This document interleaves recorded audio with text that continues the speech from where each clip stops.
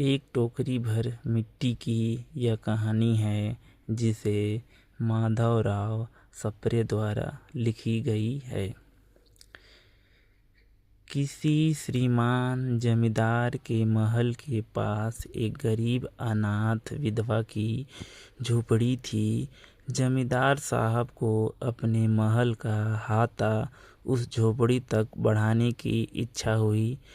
विधवा से बहुत बार कहा कि अपनी झोपड़ी हटा ले, पर वह तो कई जमाने से वहीं बसी थी। उसका प्रिय पति और इकलौता पुत्र भी उसी झोपड़ी में मर गया था।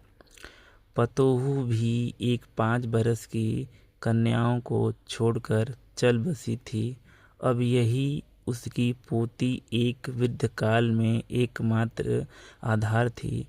जब उसे उसकी पूर्व स्थिति की याद आ जाती तो मारे दुख के फूट फूट कर रोने लगती थी। और जब से उसके अपने श्रीमान पड़ोसी की इच्छा का हाल सुना, तब से वह मृतप्राय हो गई थी।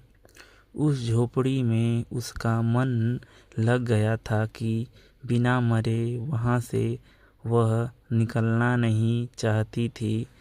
श्रीमान के सब प्रयत्न निष्फल हुए।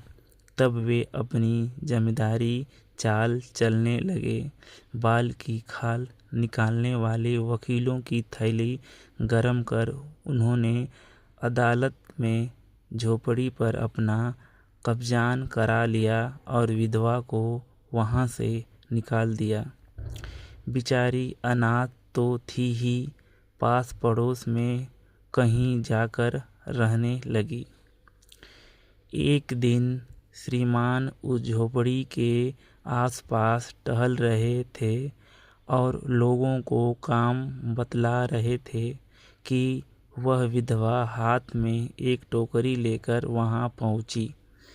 श्रीमान ने उसको देखते ही अपने नौकरों से कहा कि इसे यहाँ से हटा दो, पर वह गिड़गिड़ाकर बोली, महाराज, अब तो यह झोपड़ी तुम्हारी ही हो गई है, मैं उसे लेने नहीं आई हूँ।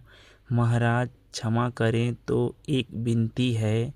जमींदार साहब के सिर हिलाने पर उसने कहा, जब से यह झोपड़ी छूटी है, तब से मेरी पोती ने खाना पीना छोड़ दिया है।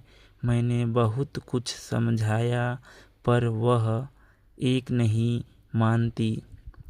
यही कहा करती है कि अपने घर चल, वहीं रोटी खाऊंगी।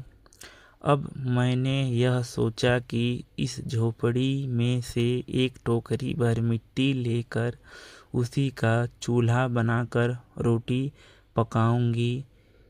इससे भरोसा है कि वह रोटी खाने लगेगी।